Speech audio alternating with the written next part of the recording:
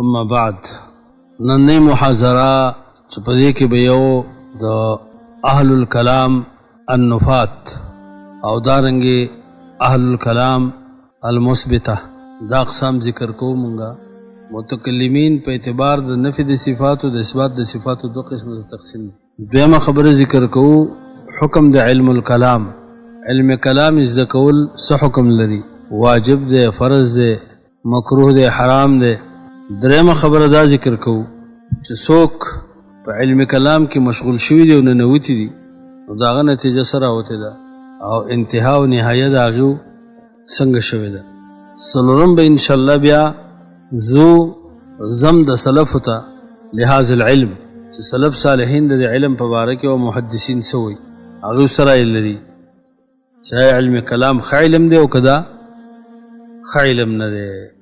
دا خبرې به ترتیبوار بیانو. اوله خبره متکلمین چې مخکې د هغې فرق ذکر شو سیلس یولس او د هغه نوم زیات دي. دا په اعتبار د نفي د صفاتو د اثبات د صفاتو دو قسمو ته تقسیم دي. یو هغه متکلمین دي چې هغه نفات دي. دا دوه ډلې دي، جهمیه او معتزله ومن وافقهم. د هغوی ملګري نورم. جهمیه خو بالکل اسماء او صفات نه مني او معتزله اسماء مني خو صفات نه مني. بل پکې هغه نوسیریه او اسماعیلیه هغو رفع د نقیضینو کوله، هغه هم نفات دي، معطله دي. دارنګ کلابیه چې دا اصل کې مشران دي د اشاعره او ماتوریدیو، دوی صفات اختیاري د الله نه نفي کوي، صفات الافعال خو هغه وروسته راځي. هغه دویم قسم کې دي. دویم قسم اهل الکلام المثبته، هغه متکلمین دي چې هغه اثبات کوونکي د صفاتو دي. نو پاکی کلابیه دی، کرامیه دی، اشاعره و ماتوریدی ومن وافقهم. دا متکلمین چې دوی څه ناسه اثبات کوي، مکمله نفي نه کوي. کلابیه لکه موږ ویلي صفات ذاتي هم مني او څه صفات خبري هم مني، استوا مني او وجه د الله مني، یدین مني، د دې صفاتو قایل دي. دارنګ کرامیه دیوم سنه سے اثبات کی او اشاعره چې دي او صفاتونه مني په نورو کې تاویل ماویل کې او ماتوریدی اته مني. دیتا اهل الکلام المثبته دا اثبات والی. دا خبره شیخ الاسلام نقض المنطق کې مجموع الفتاوا څلورم جلد کې ذکر کړی. دا ټول فرق المتکلمین دی دو قسمو ته تقسیم دي، څه نفات او څه مثبتین. حکم د علم کلام څه دی؟ علم الکلام دا څه حکم لري؟ نو سلف صالحین هغه د هغوی ذهاب شوی د تحریم د علم د دې کلام ته. علم کلام یې زده کول حرام دی، د دې ویل څه دي؟ حرام. په دا عقیده جوړول حرام، په دا خپله نظریه جوړول حرام.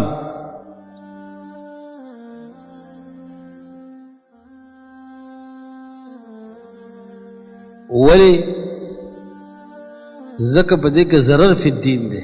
دې کې څه دی؟ ضرر فی الدین. او په دې کې د شکوک او د شبهاتو پیدا کول دي. دې کې ضرر فی الدین دی، د سړي دین ته نقصان رسوي او شکوک او شبهات پیدا کوي. په دې وجه علم کلام ویل ښه علم نه دی. قرآن حدیث وایي که نه؟ قرآن حدیث کې ټول مسایل شته، که هغه د عقیدې مسایل دي او که هغه د اعمالو مسایل دي، ټول قرآن سنت کې شته که نه؟ ځکه خو شیخ الاسلام وایي چې دوی راتګ په داسې کلام کړی دی چې هغه مفید نه دی او داسې څه مسله دې ونه ده راوړې چې هغه مخکې نه معروفه په دین کې نه وه.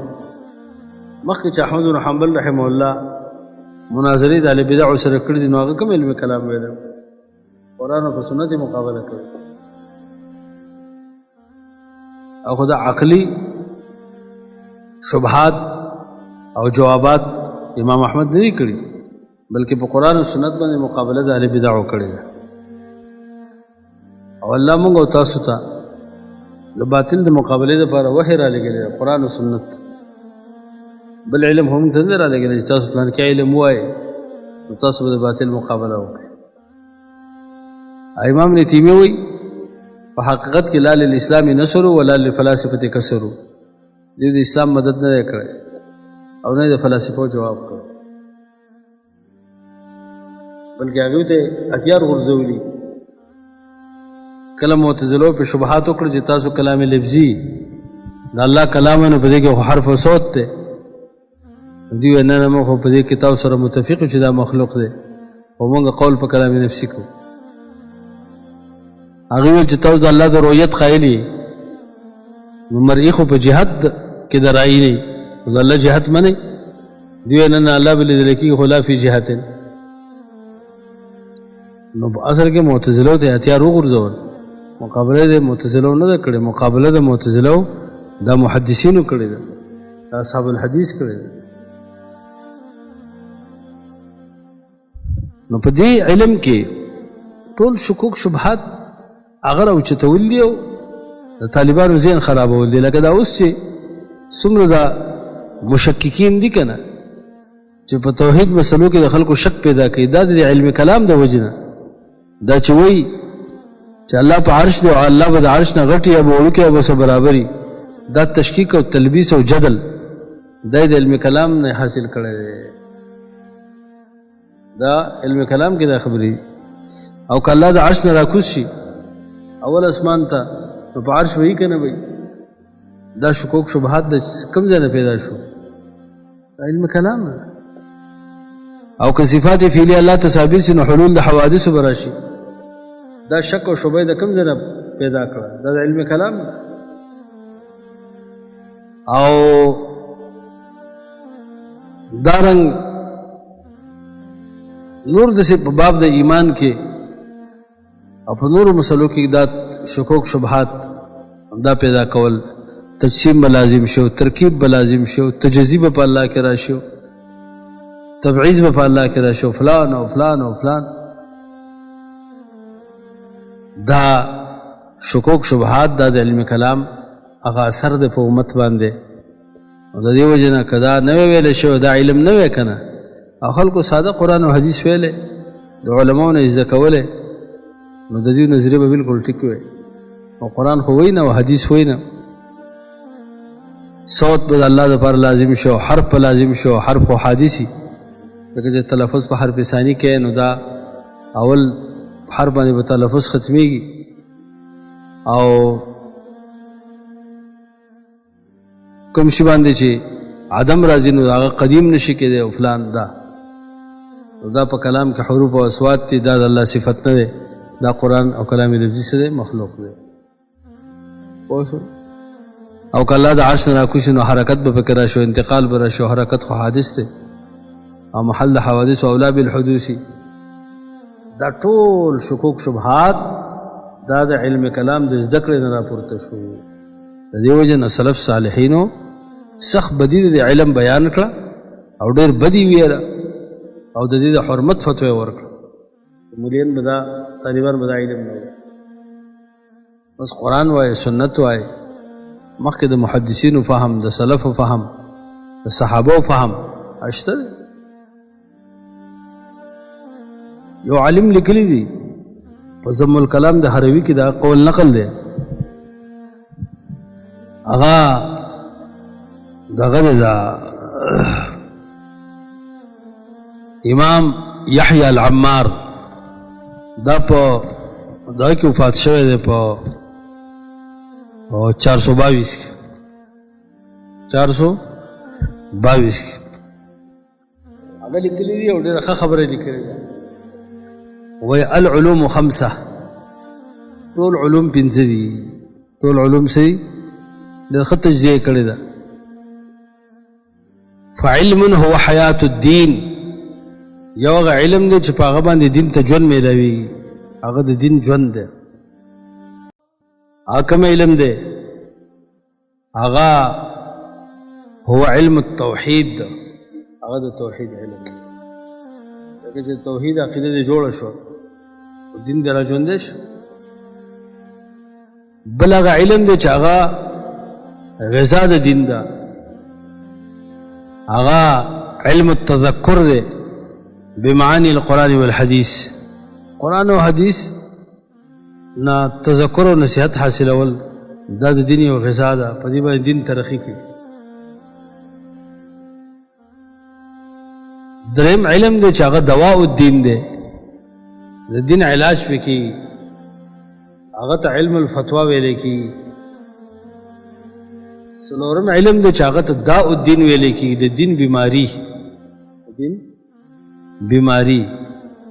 نو وهو علم الكلام المحدث دا علم کلام بدعی دی دا د اسلام بیماری ده علم کلام چې چا ولوس کنه د دین ته بیماری ولګېدله د دین ته څه ولګېدله بیماری ولګېدله بس د دین وروسته به د دین کمزوری کی دین باندې چینجه ولګېد دا چینجه به د دین خوري د ایمان به خوري نو آخر کې به دغه ګډې وړې بیا وایي خپل ذهن به جنګوي او د الله او د رسول په باره کې او د آخرت په باره کې بیا دا خبرې او پنځم علم هغه علم دی چې هغه هلاک الدین دی دین د سړي تباه کوي هغه علم السحر دی څه شی دی علم السحر دا ډېره ښه تجزیه ده نو علم الکلام دا داء الدین دی داء الدین د دین څه ده بیماری او دې کې اصل وجه څه ده دې کې تحاکم الی عقل دی تحاکم څه دی عقل ته فیصلې وړي الله جل وعلا سفر فرمایلی الم تر الذین یزعمون انهم آمنوا بما انزل الیکم وما انزل او یریدون ان یتحاکموا الی الطاغوت نو دا هغه عقل نه غټ طاغوت بل نشته چې په قرآن سنت په مقابله کې استعمالیږي دا غټ طاغوت دی کنه ويريد الشيطان ان يضلهم ضلالا بعيدا او چې کله دوی ته ویل شي تعالوا الى ما انزل الله والى الرسول رأيت المنافقين يصدون عنك صدودا بیا به منافقان تختی بیا به ښا ظاهر د کتاب او سنت باندې اخذ خو من اصول الكفر دا خو د کفر د اصولو نه او موږ په ظاهر پسې خو نه ځو ظاهر نه تجسیم ثابتېږي او تشبیه ثابتېږي او فلان او فلان او فلان او په ظاهر کې ځان ته مسلمان او مؤمن وي دا څنګه مسلمان او مؤمن دی چې دی قرآن و سنت په مقابله کې خپل عقل هغه پیش کوي نو اصل کې او دا خبر ابن ابي العز لیکلی دی چې د متکلمینو مشابهت دی د هغه منافقانو سره چې هغه به خپل فیصلې طاغوت ته وړلې او نن دی خپل فیصلې چرته وړي خپل عقل ته وړي عقل استعمالوي الله په عرش به د الله نه غټي یا به وړوکی یا به ورسره برابري خپل عقل استعمالول په دومره مدارک عالیو کې په دومره اوچته مسله کې خپل وړوکی عقل دا استعمالول چې هغه د چنچڼې عمر عقل د فاسد کاسد او علم کلام خوړلی بیمارو خوړلی عقل ضعیف کمزور نفی په مقرون په درجه کې ټولې بیماری دي پکې هغه ته استعمالی په دومره غټه مسله کې او داسې په نورو غټو مسایلو کې خپل عقل استعمالو امام طحاوي او ښه عبارت ویلو په خپل عقیده طحاویه کې کاش کې چې دیو عقیده طحاویه ویلې او په دې عقیده جوړه وې امام طحاوي عبارت ویلې ده وای فمن رام علم ما حضر عنه علمه ولم يقنع بالتسليم فهمه حجبه مرامه عن خالص التوحيد وصافي المعرفة وصحيح الإيمان مخکنوي ولا تثبت قدم الإسلام إلا على زار التسليم والاستسلام د اسلام قدم نه مضبوطیږي مګر په شا د تسلیم او د استسلام. بیا وایي څوک چې قص کې علم د هغه څیز چې د هغه نه د علم منع کړی شوی دی او د قناعت په تسلیمو نه کي د فهم نو د مرام دی به د خالص توحید نه محرومه کي او د صافي معرفت او د صحیح ایمان نه. او بیا آیتونه ذکر کوي ولا تقف ما ليس لك بعلم ان السمع والبصر والفؤاد كل اولئك كان عنه مسؤولا ومن الناس من يجادل في الله بغير علم ويتبع كل شيطان مريد كتب عليه انه من تولاه فانه يذله ويهديه الى عذاب السعير ومن الناس من يجادل في الله بغير علم ولا هدى ولا كتاب منير او ومن اضل ممن اتبع هواه بغير هدى من الله ان الله لا يهدي القوم الظالمين ان يتبعون الى الظن وما تهوى الانفس ولقد جاءهم من ربهم الهدى. هر هغه علم چې هغه ته د قرآن سنت نه اړوي او په قرآن سنت د ستا بدګماني پیدا کوي سوء ظن دا علم خواهش دی. دا علم څه دی؟ دا ستا خواهش دی. ابو امامه بهلي حدیث چې نبی سم فرمایلی ما ضل قوم بعد هدى كانوا عليه الا اوتوا الجدل. خلق چې گمراه کیږي دا د خپل د جدل د وجره د جګړې د وجره په مقابله د حق کې ما ضربوه لك الا جدلا ان ابغض الرجال الى الله. بار صورت څوک چې محمد رسول الله ته تسلیم نشي او دا د په دین باندې اثر کوي. امام زهري ویلو الله د طرف را لګل دی او په امت باندې منل دی او په پیغمبرانو رسول دی. هغه زموږ به څه کار پوه شو زما په خبر.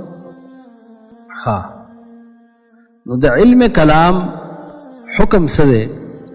علم کلام زده کول او بیا خاص کر په باندې عقیده ساتل دا حرام دی.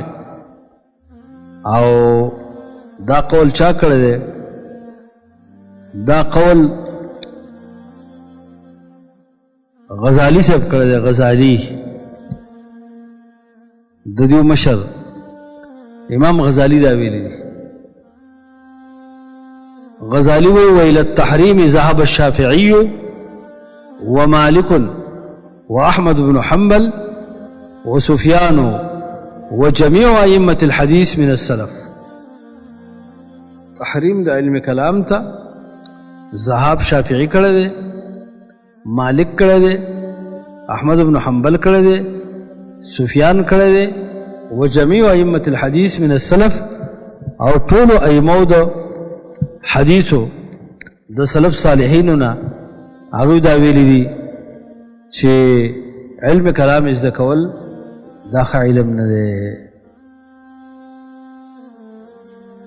وإلى التحریم ذهب الشافعي دا د غزالی کلام. بله وجه ولا دا بیان او داغه وجه څه بیانوي؟ داغه وجه دا بیان رسته د غزالی صاحب قول ابن ابي العز رحمه الله په شرقي تحویه کې راغلی دی احیاء علوم الدین نه.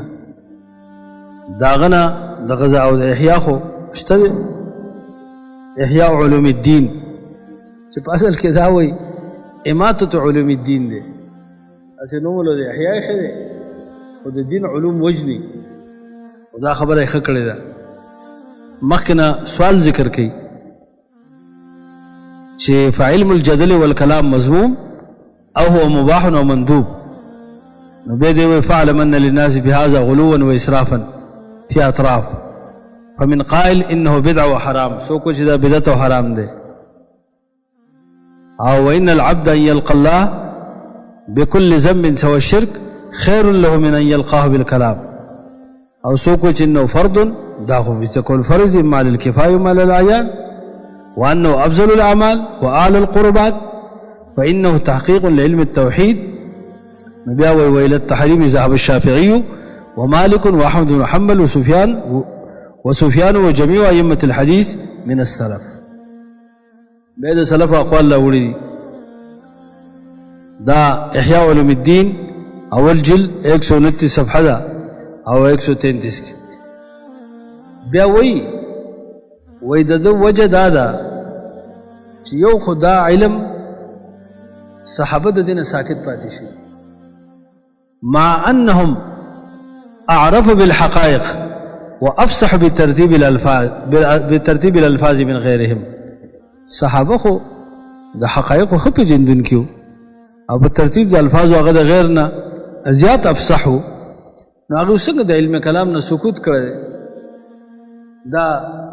دا مجادله او دا عقلی شبهات او جوابونه او اعتراضات او جوابات دا خو صحابه چرته نه کړی او نه یې ګوره دا الله په باره کې خپل عقل استعمال کړي چې الله په عرش شي یا به غټ یا به برابر یا به کمی او چې الله را کوشي نو عرش ته خالی پاتې چې پاتې نشي او چې را کوشي نو حرکت راغی دا خبرې صحابه نه کړي بس ایمان راوړل یو خدا دا بل دا چې په دې کې تنطع ده په دې کې څه ده علم کلام کې تنطع ده نبی صلی الله علیه هلك المتنطعون المتعمقون چې ډېر په خبرو کې دنه ګوتې وي او پاکه شکوک شبهات پیدا کړي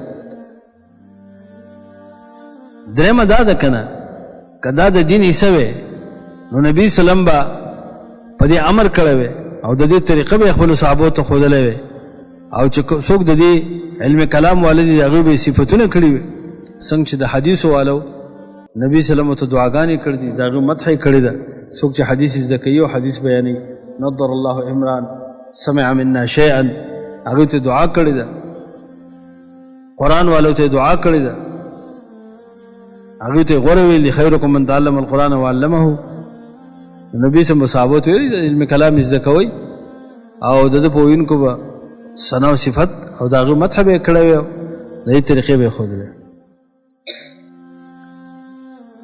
نو بیا غزالی صاحب سوال ذکر کړي وای فین قلت کتوی چې فمل مختار عندك ستا پنځ خبره ده علم کلام وای کو نه وای بیا وای فيه منفعه وفيه مضره علم کلام کې فائدہ مشته ده او ضرر مشته ده علم کلام کې څه شته ده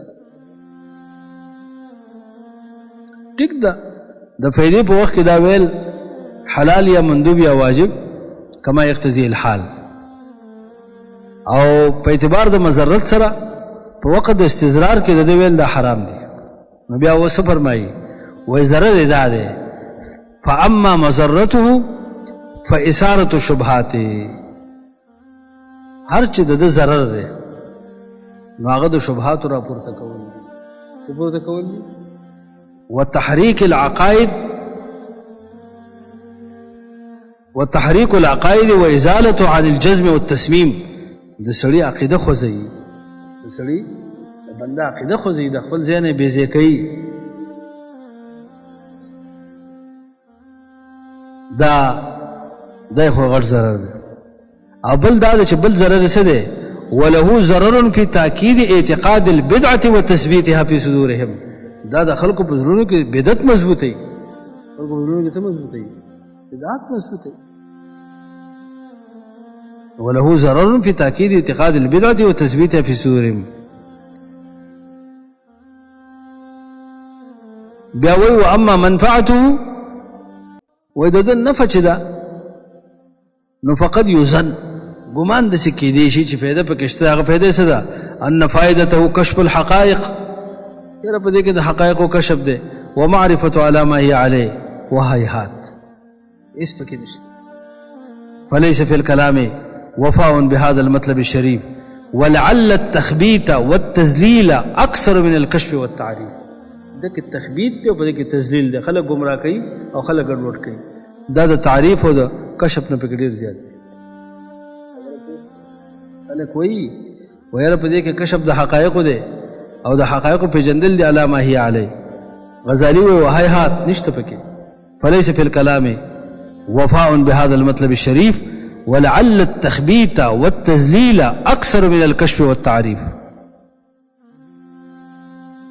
بیا په اخر کې وی ولعمري لا ينفك الكلام عن الكشف وتعريف وايضاح دا ټیک ده علم کلام کې سنه څه کشف تعریف ایضاح به لبعض الامور ولكن على الندور دا ډېر کم ده دا ډېر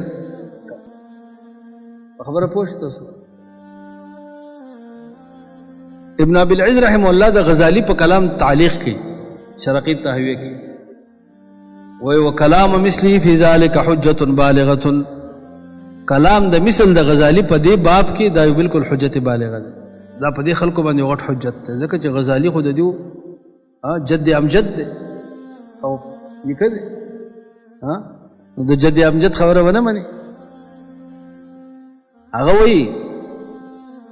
وی بیا د ابن ابي العز خبره واوري وی والسلف لم يكرهوه سلفو چې علم کلام بد ګڼلی دی نو دا یې بد د دې وجې نه یې ګڼلی لمجرد کون اصطلاحا جدیدا چې دا یو نوی اصطلاح ده على معان صحیحه چې دا هغه صحیح معنی کل اصطلاح له الفاظ العلوم الصحیحه لکه اصطلاح په الفاظو د علوم صحیحه او دا چې موږ وایو نحو کلمه ده او کلام دی او کلمه درې قسم دي اسم فعل حرف او دا هم صحابو دا خبرې نه دي کړي او دا ټیک ده دا اصطلاح ده په الفاظو د علوم صحیحه صحیح اصطلاح ولا كرهوا ايضا الدلاله على الحق والمحاجه لاهل الباطل او سلفو دلالت الحق بد ګڼل دی او جګړه کول د اهل باطل سره دا ټیک ده اهل باطل سره جګړه پکار د مقابله پکار انبیو کړي سلفو کړي بل کرهوه بلکې سلفو چې دا علم بد ګڼل دی نو لاجتماله على امور کاذبه پته کې دروغجنې مسلې یو تاسو د علم کلام ولې خلافي ابن ابي العز ته تاسو کې چې حنفي المسلک دی وای بل کرهوه لاجتماله على امور كاذبه مخالفه للحق الحق خلاف مسلې پکې ومن ذلك مخالفه اهل الكتاب والسنه وما فيه من علوم صحيحه د قرآن خلاف مسلې پکې دي د سنت خلاف مسلې پکې د علوم صحیحه چې قرآن سنت کې ذکر داغه خلاف نو بیا فرمایي فقد وعروا الطريق الى تحصيلها متکلمین لار د مسائل ډیره ګرانه کړې ده لار د مسائل څه کړې ده صحیح مسله کدی وای چې په کې بیانوم کنه دا غلار څه کړ ده هغه ډیره ګرانه کړې ده واطال الكلام في اثباتها او خبر ډیرو د کړ د مع قله نفعها سفیده پکې نشته ده واحسن ما عندهم فهو في القران اصح تقريرا واحسن تفسيرا او خسته مسله چې د دې سره یې کنه هغه داغه په قران کې به تقریر ډېر خسته ته ملاوي او خسته تفسیر ورته ملاوي کومه د سي مسله د قران سنت نه پاتې او تا د سي ایجاد وکاو خسته تعبیر دی وکاو داغه د الفاظونو وليس عندهم الا التكلف والتتويل والتعقيد متکلمین سره تکلف ته تتویل او تعقید دا شرقایت چې تاسو وایي کنه او ورپسې لپاسې به خیالي وایي د خیالي نه کومه مسله زده کوي صرف تعقیدات خبر اقرار ول او بیا په هغه باندې خبره حاشیه عبد الحکیم سیالکوټي او غریبان طالبان په سره پويږي تکلفات تتویل تعقید بیا وایي فهم يزعمون انهم يدفعون بالذي وضعوه الشبه والشكوك د متکلمینو دا ګمان دی چې موږ کوم علم ایجاد کړی دی موږ د خلکو شکوک او شبهات دفع کوو والفاضل الذي يعلم او فاضل په دې خبره پوهیږي چې ان الشبه والشكوك زادت بذلك په دې سره د خلکو شکوک نورم زیاتي د شکوک دفع کوم او د خلکو شکوک نورم په اسلام کې پیدا کړ ملحدین برازي او په اسلام به اعتراضات کوي چې تاسو وایي چې الله په عرش دی موږ ته ثابت کوي الله سره په عرش دی او سمنیه خو وایي چې موږ هغه سمنو چې په حواسو معلومیږي نو چې په حواسو معلومیږي نو الله موږ ته په حواسو خو کوم ځای کې الله نه په سترګو معلومیږي چا لیدل نه په قوت سامعه معلومیږي نه په باصره معلومیږي نه په لامسه او نه په شامه نو داغه جواب بدس کې دی شو سمنیو ته چې الله جل وعلا په اعتبار د ذات سره ډېر دی فوق العرش دی او کوم شی چې لري نو هغه څوک نه وي لکه مکه مکرمه دي نه لري نو موږ نه وینو او الله په اعتبار د علم سره ډېر نږدې دی ونحن اقرب الیه من حبل الورید چې ډېر شی نږدې نو هغه څوک نه وي دا یو عقلي جواب وسمنی وته. اوس چې تا د الله د فوقیت نه انکار وکړو، په عرش باندې علو نه انکار وکړو، اوس به درته هغه وایي چې موږ ته الله وښیه کوم ځای کې. ملحدین دا وایي که نه؟ دا دیو چې وایي چې موږ په دې علم باندې شکوک شبهات دفع کوو، هو الفاضل الذي يعلم ان شبه والشكوك زادت بذلك. بار صورت بیا فرمائی ومن المحال الا يحصل الشفاء والهدى والعلم اليقين من كتاب الله وكلام رسوله. دا ناممکنه ده چې شفاء او هدایت او علم یقیني دي د الله په کتاب او د رسول په کلام دي حاصل نشي، او دا دي حاصل شي من کلام هؤلاء المتحيرين، د متکلمین او متحیرین د خبرونو د قرآن شفا حاصله، هدایت حاصله. چا په خپل غریبانو په شک شبه کې، تفتزانی په شک شبه کې، رازی په شک شبه کې، غزالی په شک شبه کې، جوینی ابو المعالی په شک شبه کې، عبدالکریم شهرستانی په خپل په شک شبه کې پروت دی. نور داسې متکلمین تیر شوي دي چې په خپل په شکوکو کې پراته دي، متحیره دي چې څه وکړو، کوم طرف ته لاړ شو. موږ چې څه وایو دا خو څه خاص فائدمند خبرې نه دي. بل الواجب ان يجعل ما قاله الله ورسوله الاصل. واجب دا ده چې سړی وګرځي هغه چې الله او رسول ویلي دغه اصل وګرځولي، دا اصل وګرځول شي. دا د ابن ابي العز کلام دی، دا وګورئ په شرح التحویه کې د دې متن د تحوی لاندې چې فمن رام علم ما حضر عنه علمه ولم يقنع بالتسليم فهمه حجبه مرامه عن خالص التوحيد وصافي المعرفه وصحيح الايمان. د دې متن لاندې ابن ابي العز رحمه الله له خرط په متکلمینو کړی دی او د غزالی کلام راوړی دی چې دیو د علم تسوي د حرام وي، سلف د علم تسوي د حرام. دا خو بیان د حکم د علم کلام شي چې علم کلام څه حکم لري. بیا فرمایي داغه نه وروسته دا خبره ذکر کوو. بیا وروسته یو خبره فرمایي، وی امام مالک ویلیو، امام مالک لو كان الكلام علما، علم کلام علم وی لتكلم فيه الصحابه والتابعون كما تكلموا في الشرائع والاحکام. ضم الكلام کشته هروي که علم کلام علم وینو صحابه او تابعین به کې کلام کړی وي، څنګه چې هغه په شرایع او په احکام کې کلام کړی.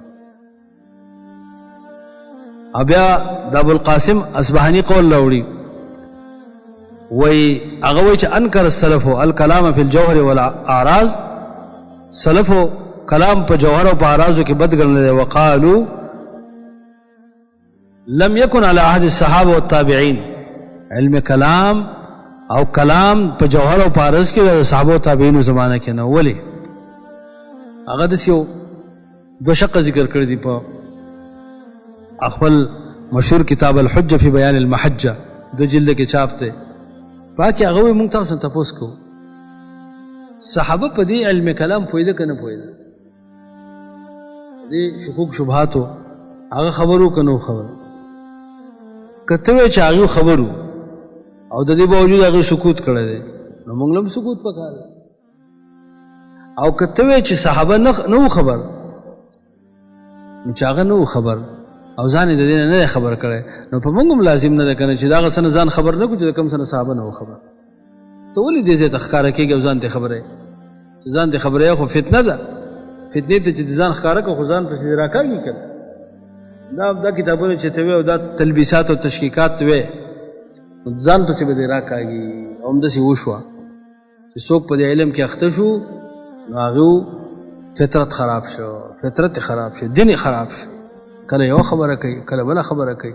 قرآن په باره کې د الله په باره کې دومره بے باکه الفاظ ویل، یو موبایل راوالی لاندې کېږي، یو بل موبایل په لپاسه کېږي، ستانه غټ مشبه او مجسم بل شته، غټ تشبیه او تجسیم کې واقع د الله سبحانه وتعالی مثال ورکړي، دا الله شو، دا عرش شو. دا توبه واسي، الله ته توبه واسي. عرش وړو کې دی او الله وړو کې دی، عرش غټ دی او الله غټ دی، توبه واسي. کافر کېږي په دې خبرو او شیخ الاسلام یو خبره کړې وه وایي دا خبرې که زه وکړم نو زه کافر کېږم ځکه چې زه خبر یم د اسلام نه. دوی چې وایي نو موږ دوی ته کافر ځکه نه چې جاهلان ډېر د انصاف خبره کړې ده. که زه یې ویم ابن تیمیه وایي زما په شان سړی وایي نو زه په قرآن او سنت پوهېږم، زه په دې خبرو کافر کېږم. خو که دوی وایي نو موږ ته کافر ځکه نه شو ویلی چې ناپوهه دي څه دي او جهل خو عذر دی. اگر چې دوی د جهل خو عذر نه دی ځکه چې 14 کاله مدرسو کې ایستي دي او پټکي والي دي او سندونه یې اخیستي دي او راوتي دي او معاشره کې خلکو ته د دین تصور دا پیش کوي او داسې دین دی ورسره چې په منبر یې ویلی هم نه شي. که دې د جمعې په ورځ دا ووایي چې دا قرآن د الله کلام نه دی چې د عوامو سره څه کوي د ګیرې ته وباسي که نه دا په منبر نه شي ویلی. دا ځان سره پټ په مجالسو کې داسې متکلمینو لیکلي دي چې دا مسلې موږ په مجالسو کې نه شو ویلی، دا موږ ځان له پټ په خپلو مدرسو کې دا خبرې کوو دا قرآن د الله کلام دی او که نه بهر د عوامو مسلمانانو نه یېرېږي. عوام المسلمین ښه دي، د دوی نظریه ښه ده، دا قرآن د الله کلام دی، الله مني، دا کلام مني، دا خبرې مني. دا د دوی فطرت خراب شوی دی او داسې ګډې وډې خبرې کوي. بله خبره چې څوک په علم کلام کې ننوتی دی د هغه عاقبت څه ګرځېدلی دی. وګورئ علم کلام کې شغل او خوض د ده عاقبت تذبذب اضطراب او تردد دی. څه شی دی؟ التذبذب والتردد والاضطراب. او دا خبره دغه کړې ده امام طحاوي کړ ده په خپل عقیده کې فیتذبذب بین الکفر والایمان. بیا به په تذبذب کې واقع شي بین الکفر والایمان والاقرار والانکار. رازی صاحب لیکلی دی لرې نه ځو رازی وګورئ. رازی صاحب وایي نهایت اقدام العقول عقالو. اور رازی هغه رازی دی چې ټول عمر یې په دې کې تېر کړی دی چې د الله د خبرو جواب څنګه وشي. اساس التقدیس کتاب یې لیکلی دی، المطالب العالیه و نور. په هغه ټولو کې هغه همیشه د دې خبرو جواب او قرآن سنت یې رد کړی دی. په آخر کې چې کله په ځان پوه شو نو بیا یې څه ویله نهایت اقدام العقول عقالو. مونږ خو به عقل استعمالوو خو د عقولو د اقدام نهایه څه ده؟ عقال. هغه نښتېدل دي، عقل اخر انخلي، عقل اخر انخلي. وغایة سعی العالمین الضلال وارواحنا في وحشة من جسومنا وحاصل دنیانا اذى ووبال. بیا فرمائی وی ولم نستفد من بحثنا طول عمرنا. مونږ چې دا دومره عمر تیر که که نه نو مونږ د خپل بحث نه څه حاصل نه کړه سوا ان جمعنا فيه قیل وقالو. مونږ صرف دا جمع کړه چې قیل وقال قیل وقال قیل ویقال ذکر ویذکر. صرف دا خبرې پلانکي ویلي دي ویلې شوي دي او پلانکو ویلي دي ښایسته اظهار یې کړی دی دې خبرې. او بیا فرمایي فکم قد رأینا من رجال و دولة فبادو جميعا مسرعین وزالو. ډېر خلک مونږ لیدل حکومتونه او خلک چې هغه ټول لاړه او ختم شو. لقد تعملت الطرق الكلاميه. په آخر کې وایي ما سوچ فکر کړی دی په ټول طرق کلامیو کې والمناهج الفلسفیه فما رأيتها تشفي علیلا ولا تروي غلیلا. علم کلام او د فلسفې خبرې بیمار سړي ته شفا نه ورکوي او تږي ته اوبه نه ورکوي، تږی پې نه سېرابېږي د حق تږی. ورأيت اقرب الطرق طریقة القرآن. او نږدې لاره په لارو کې د قرآن لاره، نږدې لاره په لارو کې د څه ده؟ هغه امام رازي چې د قرآن تفسیر هم لیکل دی تفسیر کبیر او پاکې د ابن خزیمه کتاب ته کتاب الشرک وایي کتاب التوحید ته. په آخر کې په ځان پوه شو اقرأ فی الاثبات الرحمن علی العرش استوى. نو په اثبات کې دا چې الله په عرش مستوي، الله په عرش. آخر کې دا اقرار کړی واقرأ فی النفی لیس کمثله شیء. په سمیع البصیر په نفی کې دا ویما چې د الله په شان څه نشته وی والله سمیع بصیر دی. او من جرب مثل تجربتي نو عرف مثل معرفتي. که زما غوندې تجربه چا وکړه او داسې ځان استعمال کو خپل ذهن زما غوندې علم به ته حاصل شي. هغه علم څه دی چې علم کلام او فلسفه دا په کار نه راځي. دا بغیر د تشکیکاتو نه او د شبهاتو نه بل شی دی نه، شک او شبه به دله پیدا کوي. اطمینان او د نفس راحت دا په علم کلام نه راځي. پوه شئ؟ او په هر باطل علم کې داسې ده، باطل خو څوک نه مطمئن کېږي.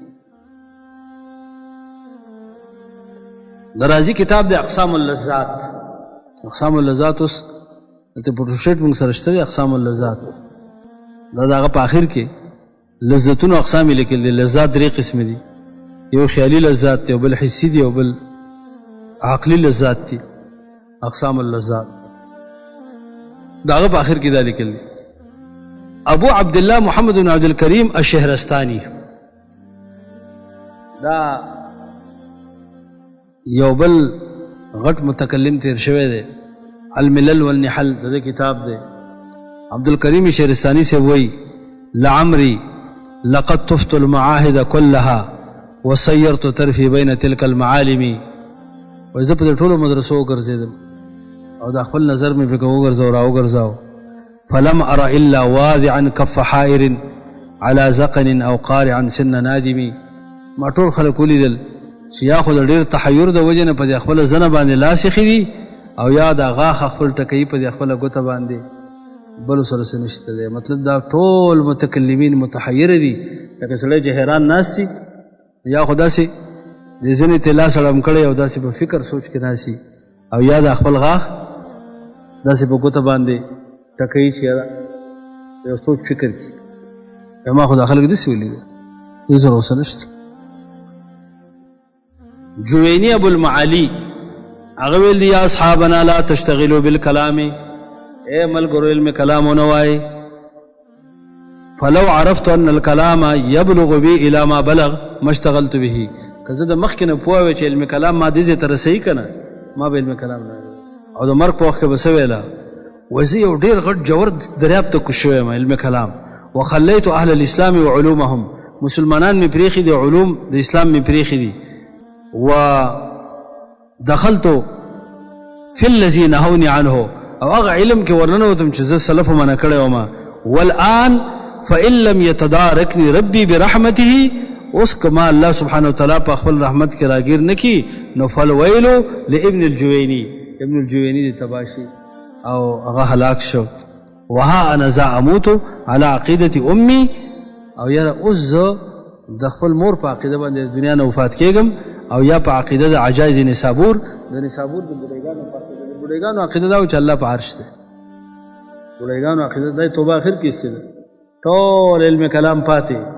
د مور عقیده خوا او د نسابور د بوډیګانو عقیده خوا چې رب العالمین په عرش باندې مستوي دی.